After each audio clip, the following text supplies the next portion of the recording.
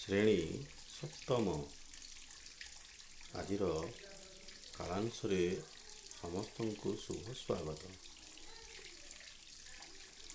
ଆଜି ଆମେ ପିଲାଏ ବୈଦିକ ଗଣିତ ବିଷୟରେ ପଢ଼ିବା।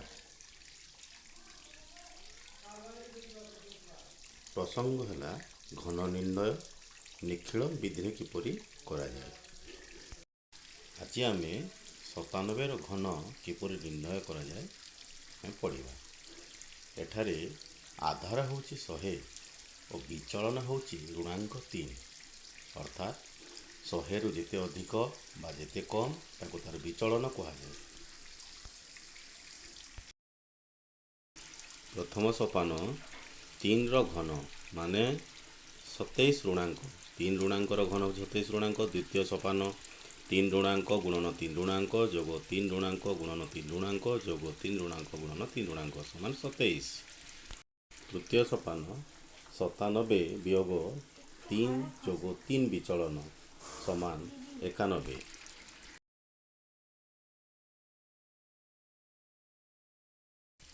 ଏଠାରେ 97 ଗୁଣନ 97 ଗୁଣନ 97 କରିବା।